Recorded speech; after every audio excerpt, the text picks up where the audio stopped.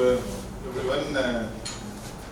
These are not really planned post-budget consultations. We had some invitations right up to Lautoka.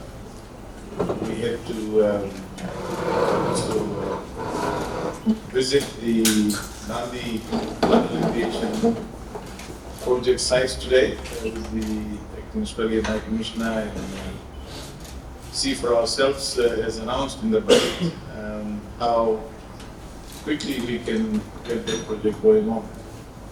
And of course, we took the opportunity also to meet the Nandi Town Council people. There are more requests for budget consultations, post-budget forums by others, and we will do that as we find time. I'm here in Lautoka mostly for tomorrow, but it's very good to see all of you here and there as well. We are officiating at the Lautoka Hospital for the new cath lab opening. Of course, Lautoka and Bar Hospital, as I announced in the second budget, is still under negotiation. We have put in a lot of money since the hospitals were handed over to HCF, Aspect Medical, and we are under the current process renegotiating the whole agreement. So every little service that anyone gets all the hospitals, every cent is also paid by the government. So those two hospitals still remain public hospitals for our purposes. I just wanted to make sure that people understand that, and the way in which the hospital was handed over was not something that should have ever been done. But nonetheless, that's there, but we are negotiating. So I just wanted to explain that as far as Lautoka is concerned. But let me begin by saying how pleased I am to see a lot of you civil servants in particular.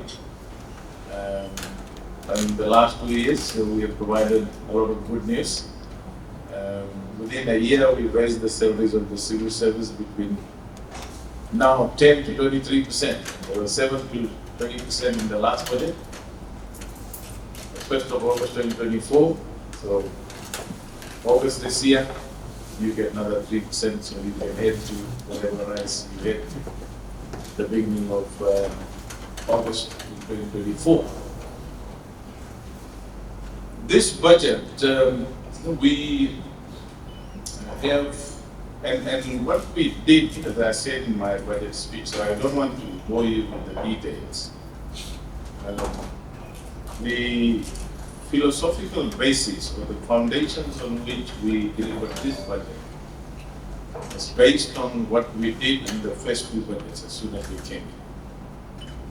Because when we came in, contrary to those who might be talking about the deficit and the debt to GDP ratio and the nominal debt, we inherited a debt level of about 90% of GDP, more than 90%. And government was not being funded. Government revenue, until we came in, was always below what was projected in the budget.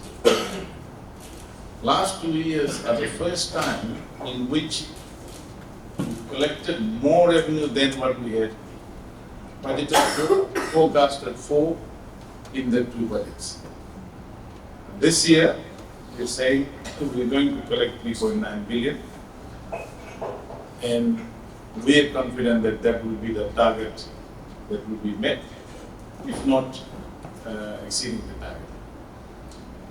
So, in the first budget, we reformed the tax. Instead of 3 VAT rates, we took it to 2. People have forgotten that VAT rate, single VAT rate, what was there before?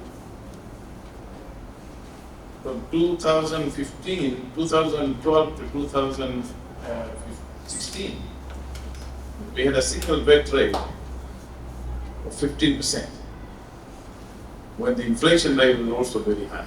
The cost of living was very high. Then we went to 3.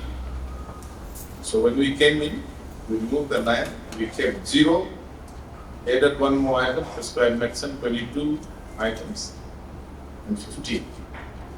And all the additional revenue that we collected, we put those into the pockets of the people, because we knew post-COVID people were still transitioning, low income, loss of income, loss of jobs, etc. Civil servants didn't have a pay rise since 2017. So apart from raising the social welfare, apart from bringing new initiatives like back to schools, we supported the agriculture sector, resource sector, and added a lot of spending in the economy. And we had good growth in 2023, about 7%. Then in the last budget, we focused on income. We raised the minimum wage, $4.50 on 1st of August 2024, $5 1st of April this year. And we were very pleased that the business community also supported it. And it helped the business community as well. People's income went up, civil services income went up, prices of sugar and other crops also went up, increased the subsidies, put in more money into health and education. So it was a budget that led to a good 4% growth in 2024.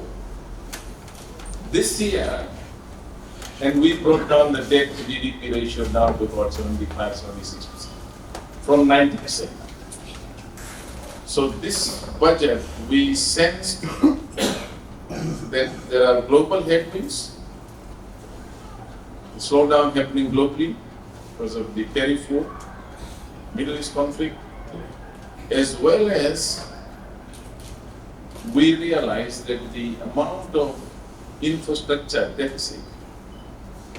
And people say, let's not talk about the past. Yes, let's forget about the past. What happened? We are trying to do as much as we can. But we have to understand that we inherited one of the most dilapidated state of health infrastructure, education infrastructure in this country ever, including rural roads, water supply, etc. So last 2 years we've been putting money into it. And we've done a lot of work in the last 2 years. We fixed so many health centers. The Missouri Health Center was falling apart. For almost 10-15 years, 70,000 people were dependent on it. We got the New Zealand government to fix it. I went to Kandapu about 3 months ago. And I was shocked at the conditions in which the civil servants were working. The condition of the Kandapu hospital, falling apart, mothers were giving birth in the veranda. This is how bad it was. We immediately put more vehicles, we got the Australian government again to help us to immediately fix that hospital, and work has already begun, and hopefully we will complete that. Then the CWM hospital. We talked about this when we were in opposition. But we're still fixing it. We've got the Australian government again to help us to do the audit. And now we have about 27 different projects starting to fix them. Then we realized that it has only 400 something beds. We are now, as I announced, we are going to look at the clinical plan. We are already working on it. A lot of work has already been done to build a new national hospital in the country. And we have identified land. The Cabinet will approve the location very soon. By September, we are hoping that the first phase of finance will also be approved, and that we can get on building a new national hospital with more than 700 beds, which will also be a district hospital. We are negotiating, in fact, we have already negotiated, land has already been acquired. The MOU is being signed with the Indian government to build a super specialty, 100-bed super specialty hospital in Biman. That construction of that hospital is going to start this year, and we are hoping that it will be completed in 2 years' time. will be 50-bed cardiology and 50-bed other kidney and oncology and other kinds of specialty treatment. We're also providing additional support for private sector players, not only direct funding, the Sai Prema Hospital for children, providing tax incentives for private hospitals, PSH in Nandi and others, to develop the health ecosystem generally, so that there is pressure also on public facilities to do better. Why Lautoka? Since we come in, we have said very clearly that we want better service delivery. We are paying every single cent of the service that is provided by Aspen Medical, Lautoka and Bar. We are negotiating the agreement, and hopefully it will be done as soon as possible, and that the level of service, controlling the demand and specialist treatment will be provided. In the area of education, again, another mess that we are dealing with now. We got the Australian government to do an audit of just schools in Suba, and some of you would have read the report, which was launched by the Prime Minister. That shows that in Suba Nasori area alone, for 15, 16 years, not a single additional room was added. Hardly any new school was built. Number of children going into the urban areas increased. Class sizes were 40 to 50. Maybe in Lautoka, we need to do an audit in the Western region as well, because I think Western government schools have the similar problem. So we are putting in a lot of money, and a lot of schools in Balwalebu, in the rural areas, during Cyclone Yasa, some from Cyclone Winston were not built. And we have completed a lot of those schools throughout the rural areas, maritime areas. So the reason why I'm giving it this, and the reason why I talked about this before I talked about the 2025-2026 budget, was for our people to understand how much work we have been able to do in just 2 years. But a lot more work remains to be done. Not all will be completed in the next 1.5 years that we have in government. We will need more time. Whoever is in government will have to carry this one. Nadi flood alleviation project, for 8 years, I don't know what was it. It is this government that has now got that going. We've got the Japanese government, DACA, the Australian government, and as I announced in this budget, some work will start this year to address the Nadi flood alleviation problem. Then we are looking at what people feel about cost of living. We raised income. We're still building again. We reduced the VAT from 15 to 12.5%. We kept the threshold on income for tax purposes still at 30,000. We kept 22 items VAT free. So basically, in total, this budget is putting about $800 million directly into the pockets of the people. And we're doing it deliberately because we want to make sure that if there is a slowdown, if remittances are affected, somebody sent me a note just a while ago that people may not be able to send remittances from the US. Now, all that plus tariff, we're still negotiating, 32% tariff on PG, that will all have serious impact on our exports, and in anticipation of that, and the impact that it may have on our people, we are pushing this $800 million into the economy. Good for business, good for our people, good for our services. Then we have put in additional funding into water authority. Water is another area. 50% of water in this country in the main pipe system leaks out. We call it non-revenue water.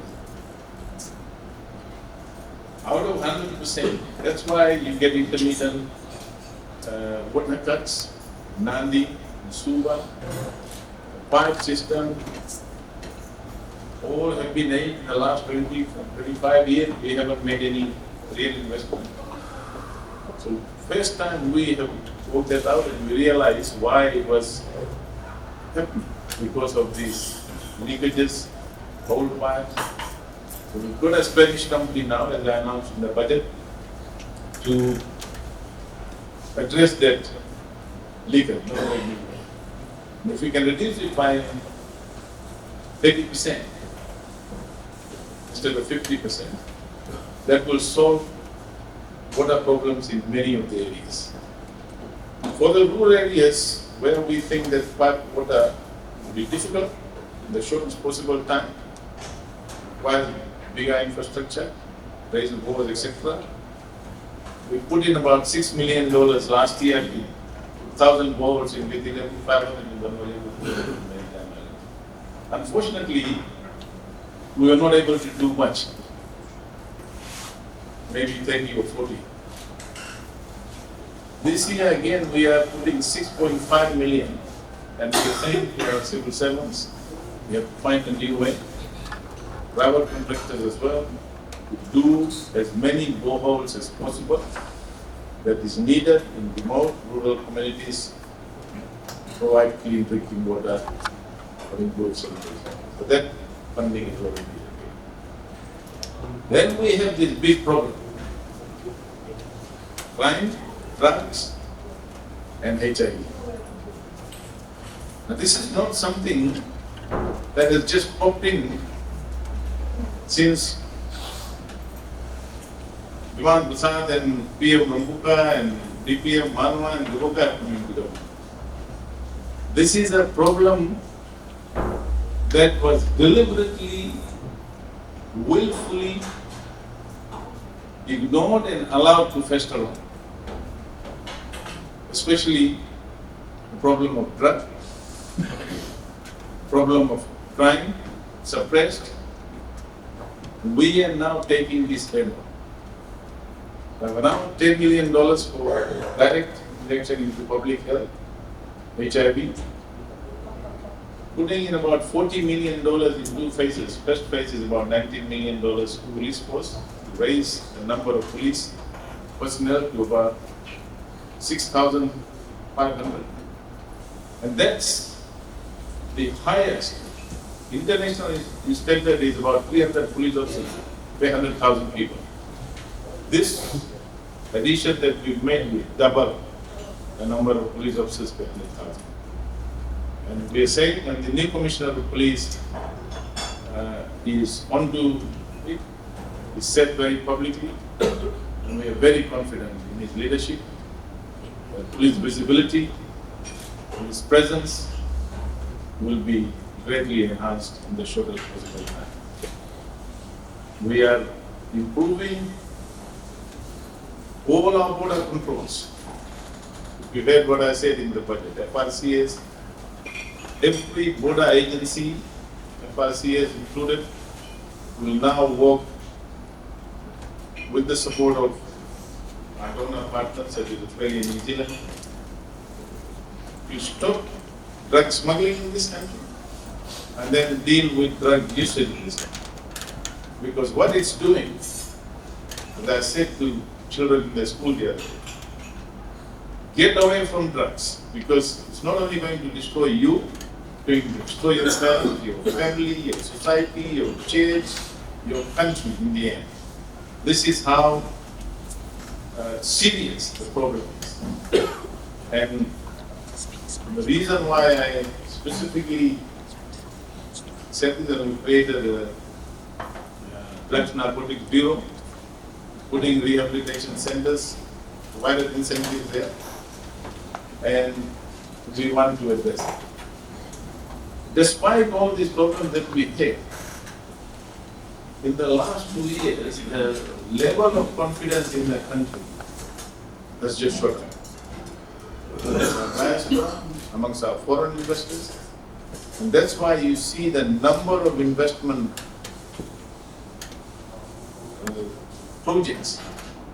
As I said, a total of about $5.8 billion worth of project is already on the ground. Some have been completed, some are active. And it's also coming to the level of freedom, confidence that not only consumers have, but the investors. So this budget is really a complete package. Whether you look at the sugarcane farmers, whether you look at dawa farmers, ginger farmers, for the first time we're providing subsidies and fertilizer. We decide to all the farmers, support for drainage, support for rural road. A lot of work is being done there. And all this is creating economic activity. Badmalevu, tourism development project there for the next 10 years, $400 million World Bank project that we signed in 2023. It's happening now. We're upgrading Lambasa Airport, and Lambasa is booming. Badmalevu is booming. Everybody wants to go there. No, really, it's booming. And Badmalevu is going to be the growth center for the next 20 to 25 years in this country. And that's a level of confidence that we are inspired in this country. Contrary to all the negativity that you hear. Because it shows in our growth forecast, contrary to what we had in 2024, people were saying tourism numbers will go up, it went down. They said growth will go down, it went up. This year, we are expecting about 3.4, 3.5% growth, barring any big international headwinds and impact. So let me conclude by saying this. The Honorable Prime Minister and everyone in Cabinet, we are saying to ourselves that we need speed, we need effectiveness, we need value for money in the execution of this budget. And we are confident we have some very good civil servants, maybe a small percentage of bad civil servants, but generally, by and large, we are very confident that our civil servants will pay. We are asking our town councillors, administrators, this is not the time for talk anymore. Not the time to sit on your laurels and pontificate. This is the time to work hard and put this funding that is available for the benefit of people. And I've traveled, and I must say that, sometimes it's good. This is one advantage of being a politician. You're able to travel, and if you're a minister, you have more opportunities to travel and meet people. And places that I've been, like the village that we were in Singapore yesterday. I was in Sanbeto, near the gold mine village there, before the budget. And it actually, worries me that small projects like little roads, drainage, improvement to village nursing stations, health center, roads, can have outsized impact on the quality of life of our people, on women's health, on their empowerment. Sometimes a lot of the violence that happens against women and children is partly because of the lack of infrastructure, lack of accessibility, lack of communication. And these things we need to improve. These are the basics for any country. And if you look at this budget, there is a lot of focus on every ministry, across the ministry, rural development, Lautoka ministry, multi-ethnic. For the first time, we have increased the budget for the Lautoka ministry by a big amount compared to what was there in 2020. We put in funding to strengthen the Lautoka administration, strengthen the multi-ethnic administration, advisory councillors, JPs, etc. so that these people are empowered to advocate, demand, and create the process for civil servants to deliver this. And we have strengthened all of it. So this budget is very well crafted, I must say. And for us, people say, oh, this is a election budget. Election is still 1.5 years away. Every budget for us is an election budget because you are in government. You are elected by the people. Why should one budget be not an election budget than the other? When we came in, those critics who say this is election budget, in the same budget of the previous government, we found $50 million and gave back to school support before the school. We came in government on 24th December 2022. In January before the school, we allocated $50 million to give $200 to more than 200,000 students. That was, we were not thinking about the election. We were thinking about helping the people. So, I think the civil servants have their job cut out. And I'm confident. I feel very good about the mood of the civil servants. And I say this without any hesitation. I have full confidence. We, as a government, have full confidence in our civil servants to do it. Yes, I know, in the last 2 years, we may not have been, and we've empowered the civil servant. You got permanent contracts now. You raise the retirement age. You don't have to worry about politicians like me. You can be friendly, you can be nice to me, and do the job. That's what I want. But there is no fear. There is no, feeling that you might be sick tomorrow if you do the right thing. You can still be sick if you don't do the work. But what I'm saying is there is a much better, conducive environment for everyone to work. The media is free. So that's an ingredient for a country progress. Plus, we did one of the best development plans in this country. Widely consulted, clear focus, 3-year, 5-year, 20-year vision, 2050 vision, where we want this country to be a high-income country. We created that vision. We put it in writing. We've said that this work needs to be done. Business as usual is not going to do. And no matter who comes into government, after 4 years or 8 years, there is a target.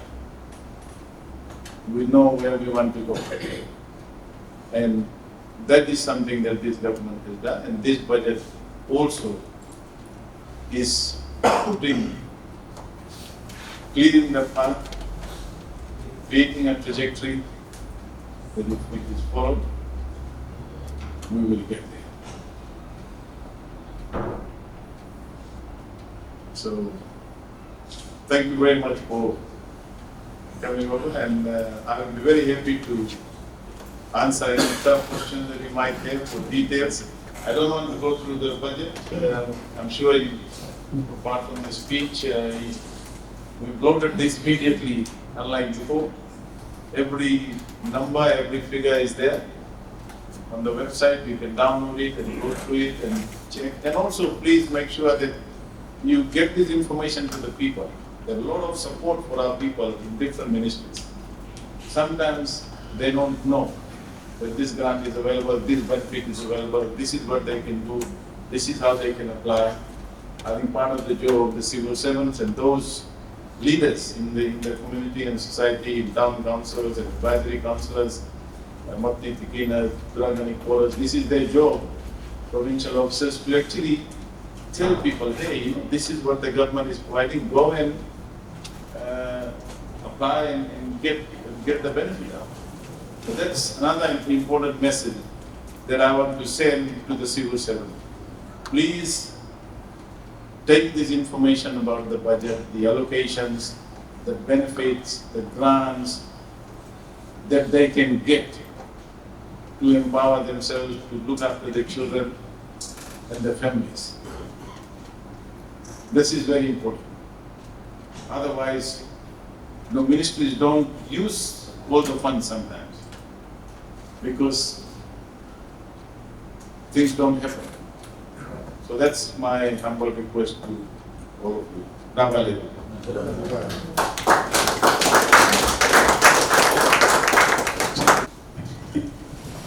Thank you, Mr. Prime Minister.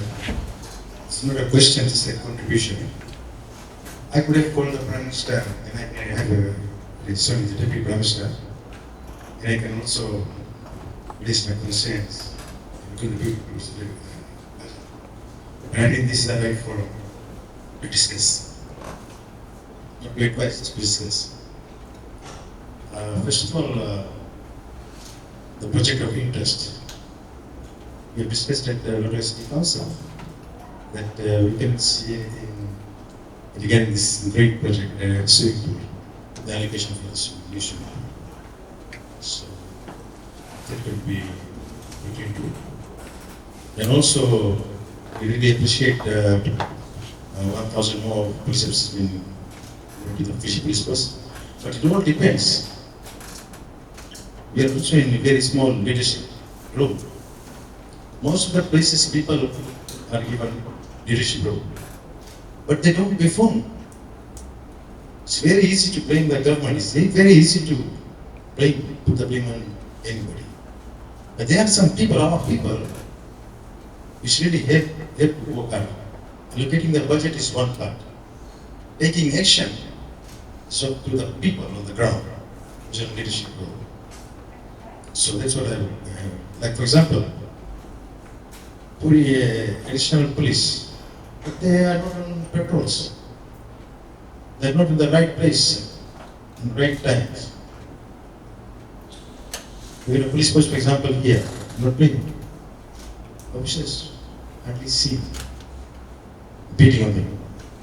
In the vehicles, it's a modern way of looking after people. Thank you.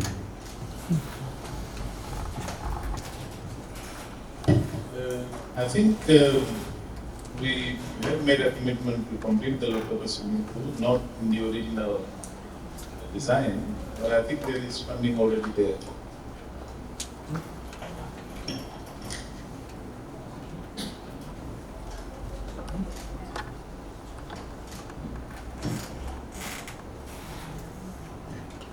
Thank you.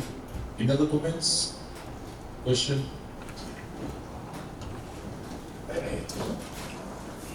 Thank you, Mr. Commissioner, Deputy Minister, Honorable Prasad. I work for the Lautoka Council. My name is Saran Singh, Head of Services. I look after the Parks and Garden, the market, health department, and the waste management. First of all, I'd like to salute the government for the great initiative in terms of continuing the assistance for the termite. I work in the task force with the Commissioner. So as you know, in the last budget, we have assisted more than 1,500 people in terms of termite. And at the moment, we have about another 3,000 people waiting on the list. So, but nonetheless, we have made a good step in terms of allocating that 2.5 million, which will assist another 500 people. I think in the past 15 years or so, there was no assistance provided. The people from Lautoka and Biman and India are now happy that at least they're getting some relief in terms of waiting and some of personal assistance. Now in the coming years, they'll continue because people are really suffering. We have to thank the government for the good initiative in terms of assisting the poor and needy. Having said that, I'd like to also share that our children park is a hub of tourism sport in the Western Division. By hosting the Drua Games, we create the indirect spin-on effect in terms of boosting the economy, in terms of other things. But at the moment, if somebody visits our children park, Frankly speaking, when we host games, Drua people think we make a lot of money. But our council has given at a very lower rate to the Drua, just brought a picture to create a benefit for our business people in Toga, the whole economy of Fiji. We don't make much returns. But at the moment, we cannot host night games. We're talking about the bull round, one of the requirements is to have the proper lighting, and our council, Till Park is not of the capacity of the lighting to provide, to host the night activity, which actually do. So hopefully not in budget is not there, but in the next budget, if government can consider in terms of improvements in lighting project for Till Park, so we can host this bull round and other games at night, which not only boost our revenue generation, also contribute to tax revenue for the government. And we humbly want to see that in the future, maybe next year, the next budget, if this can be considered to help us. The other issue is in terms of hosting the athletics. We had done tracks, but as you know, we cannot host the Coca-Cola games because if you see the tracks, for the past 10 years, this is now worn out. So maybe in the future years, if there can be some help provided, so we can do the retail and we can host and give our kids in those citizens chance to play in a proper tap like Visit Freedom for the Western Division School at Atambua, just from schools who like to really do well. Post-COVID, the previous government had removed the business licensing, the base fees, and things like that. And that really impacted our normal operations of the council in terms of directly $1.5 million per year. So we'd like to recommend in the future if there's any room, if we can bring back licensing. Our fees already lower fees, $100, $200 license annually. But that really contributes in terms of our revenue, not only that, in terms of compliance. At the moment, we can see people running garage and everything from everywhere, and very hard to enforce because the main act is not there. It's very hard for us to enforce. So maybe these are some areas we can come back on. And last one, we like to request government if we can review the archaic, the process started, the Public Health Act, the Lita Act, the fine is only $40. People throw rubbish, 2 trucks of load, rubbish, we fine $40. Cost us $300 to remove it and to take to the district. So if we can first take the Lita Act, so we can find the people who have LPOs full time, but this will really help us to provide a better service to the residents. Thank you, sir. Thank you.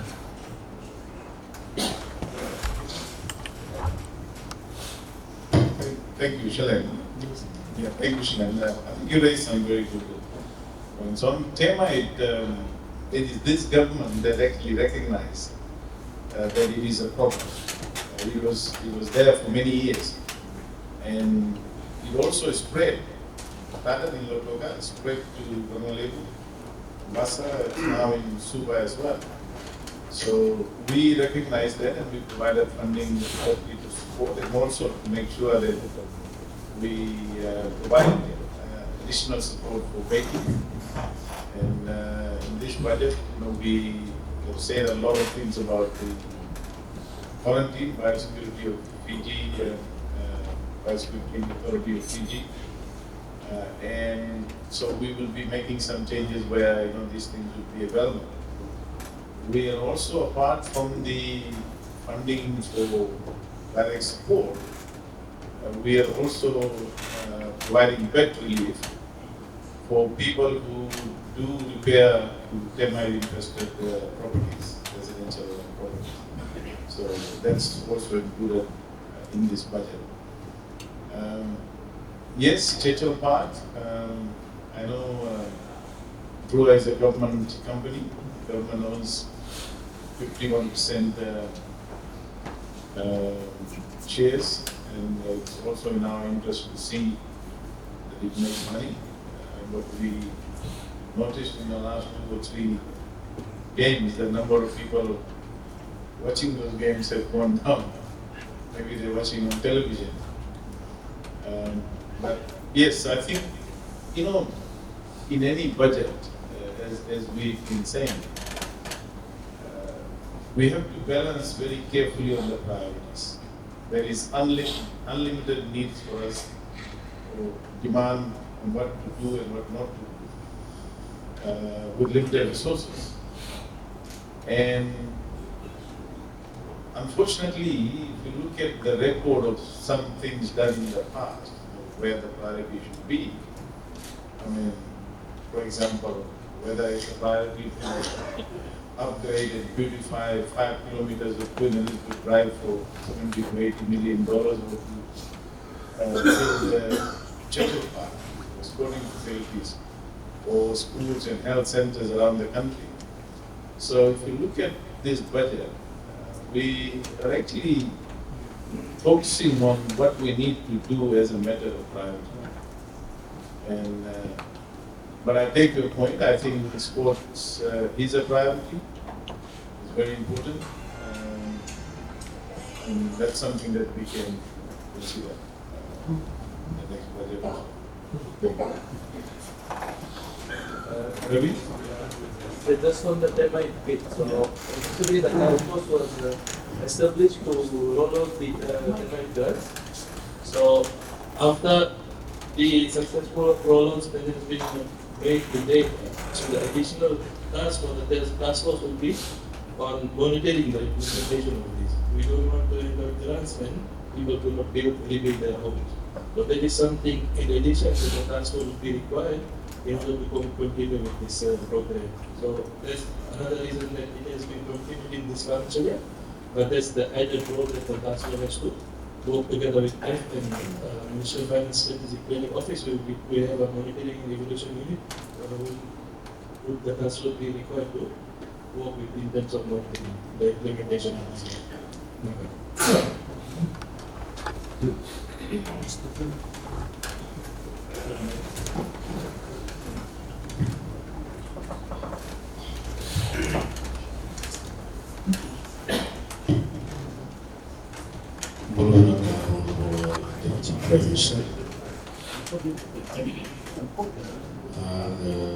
just one issue I just want to raise this afternoon.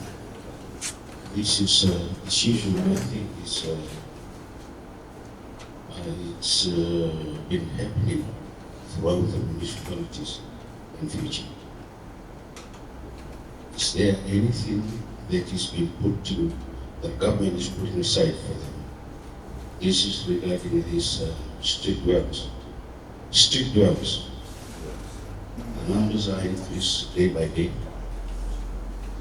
And there is a risk to our citizens.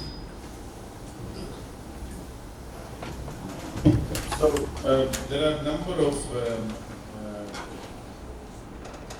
provisions in the social welfare ministries. There is a department of children now. We've provided a lot of money to Pacific Polytech and other smaller training institutes. If you look at Pacific Polytech, it's getting a lot of these young people, who have left school from 5 or 6 or 7. We're trying to put them into short-term, long-term, training institutes. There is a program also that the Ministry of Social Welfare is looking at how to help and get, especially street kids. But there are people who are not necessarily street dwellers, but these are people who are roaming around and drinking and doing other things. So the police commissioner is aware of that, the police is aware of that, and I think there will be a concerted multi-pronged approach to ensure that those that need help, those who out of their social situation, economic situation, are on the streets or outside of their homes, are helped, are provided support, training, jobs, and those who willfully, with criminal intent, are out there, they will have to be dealt with by the law. So, but thank you for raising that. It's an important issue, and a lot of it is also related to crime. drug peddling and all that happens mostly on the street, and there are people who support this. People who, and a lot of good people who are involved. So that's part of the problem that the police is facing, and everyone else that is involved. But the Social Welfare Ministry, Social Protection Ministry, is seriously looking at some of those areas and putting up programs to ensure that we deal with them.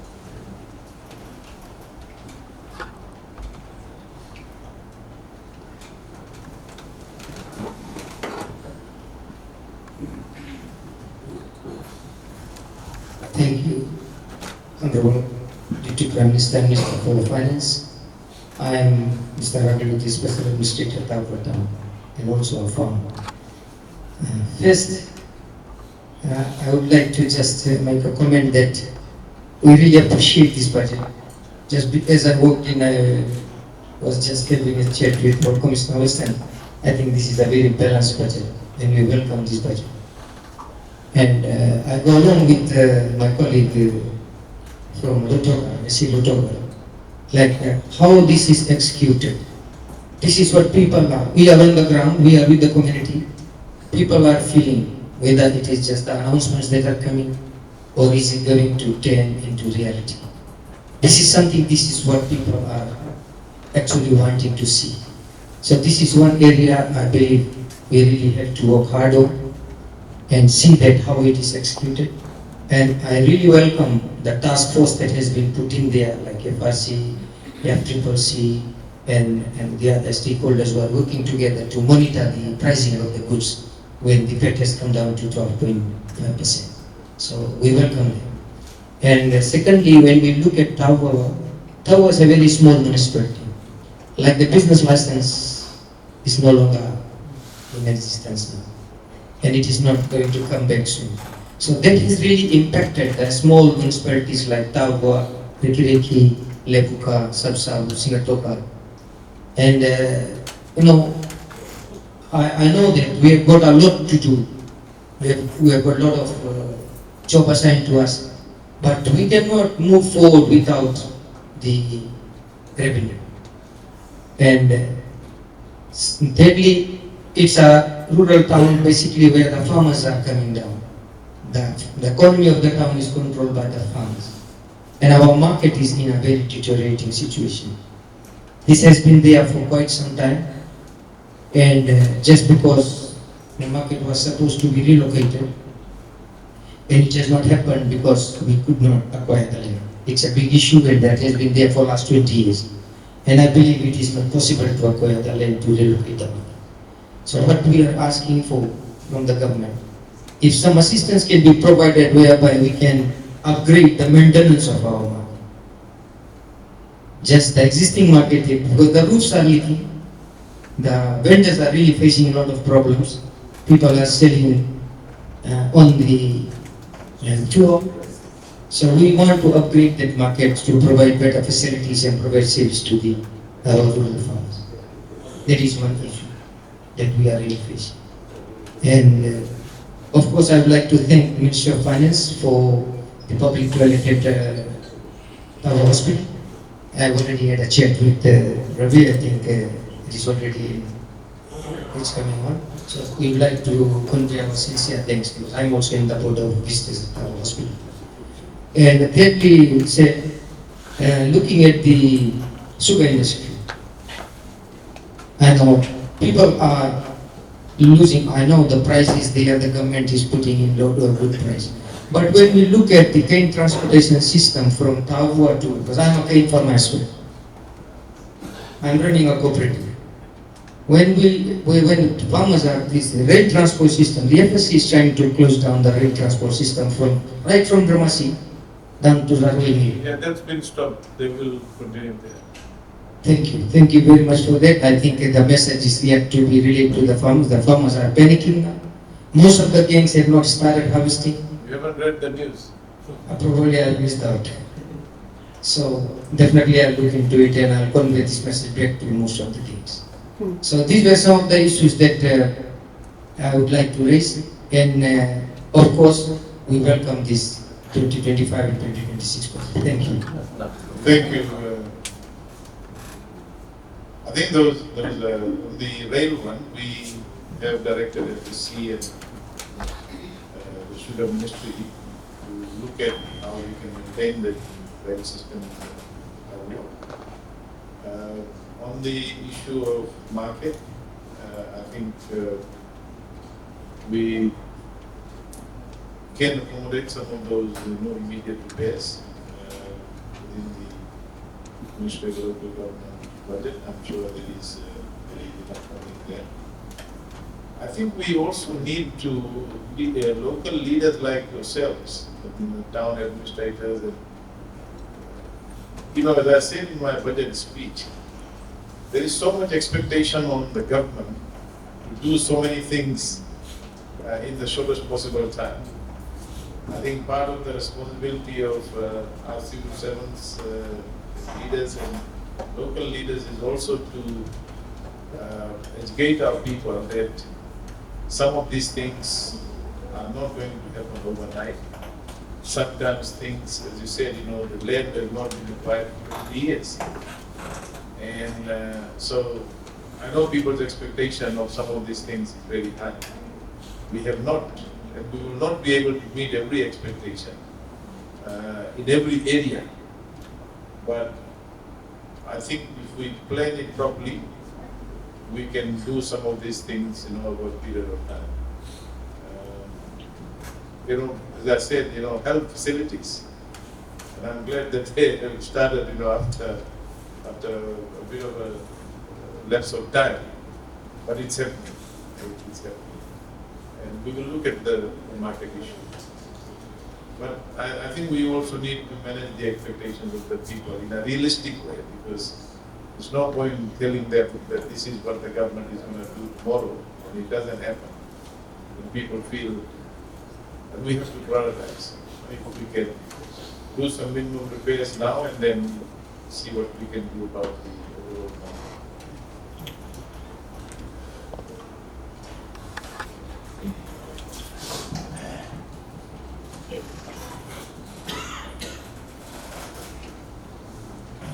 Well, just two things I want to share with you. I think one of the revenue streams for government is the payment of liquor licenses. And I believe that the same license that's paid by one operator, one of the hotels out here in the urban center, the same license is paid by one small operator in the rural center. If we can look at some balancing on the license rates in the it's unfair to the small operators in the rural areas, and they pay the same rate with those that are moving in the urban centers. So I hope that something will be done. It's been pending for quite a while, and nothing is done in categorizing the license for these business operators. Thank you, I'm sure. Please make that note, and I think the Ministry of Justice, the Attorney General's office should be looking at that. On the fines, LIDA Act, I think that's under review, and very soon. We've also approved increasing the LPA fines. By speeding and all that. It's not prohibitive. It doesn't deter people to reduce it. There's $25 or $30, they try and then continue speeding. So step with the legal duty. So we need to raise fines and legal license as well. So thank you for raising that. Thank you, sir. Maybe the second thing, I think on behalf of the civil servants in the West, let me thank you once again for the 3%. But I hope so in the future, maybe we'll think about removing the allowances doing that.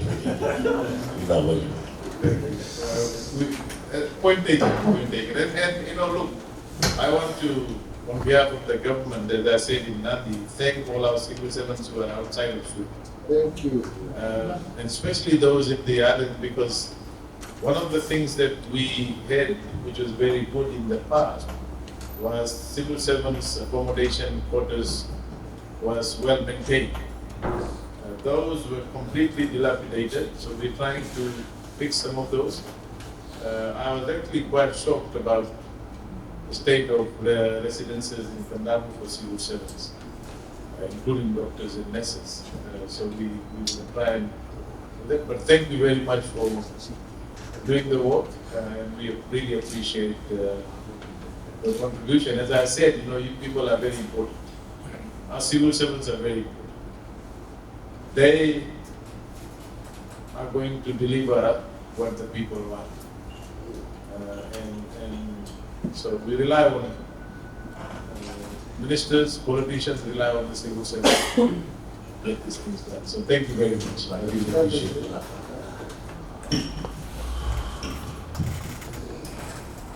Any other question? Thank you. I think I understand against on behalf of the Lautoka, sincerely thank you. Like we mentioned, it's a balanced budget, and it's certainly happy. I think the point that you raised in terms of government quarters for the Western Division, it's one of the big challenges that faced by the civil service. Noting that the level of deterioration in Northern Division, from the Northern and the Western, doubles than in other divisions for the impact of that way as well. Noting all that some of the quarters have been abandoned, and when we're fighting street dwellers, crime, drugs, and the very government quarters that we also have for all of these social sickness that are affecting us. I think for us, the civil 7 years, we are all the public sector. That was be my message to the division. With the special administrator, to running Cormo, or district advisory council, and of course we have some colleagues from the statutory bodies that are here. Government can do much. I know that there's a lot of needs that are there, all of the demands that have been mentioned by our Deputy Prime Minister. For those of you that are attending the workshop this morning, there's only two things that the public come into our office. They'll come and ask for things, and they'll come and complain. Don't expect anything good from them. But their job, it's a body. As for me said, it's a body. Let's continue to do the goods for the people. Government can do much. Like the Honorable Deputy Prime Minister mentioned, there's a lot of things that needs to be done. But I think for us, we've got a bit of that share. We increase our salary, and the onus now is on us. Like it's been mentioned by the Deputy Prime Minister, please, let's take the service to the people. Let's take the service to the people. My message will always be the same. This is a passion. You have to have that passion. Calling for the public servant, it's passion. Let's continue to help those people that need our help and assistance. And I hope in the new financial year, the budget has been mentioned, let's continue to get that back, carry on the work that's been done, while our political masters, our ministers continue to address and help us in terms of the needs that's being raised by the public sector. Again, sir, on behalf of the public service and of course, ladies and gentlemen that are present here today, we wish all the best. Another financial year, another war for us to fight. Don't think that there's a lot going to be continuing to demand and challenges. Best assurances that the team and Lautoka and of course the whole of Western Division and to support the government. With those few words, I'll ask my colleagues to show their appreciation in your presence.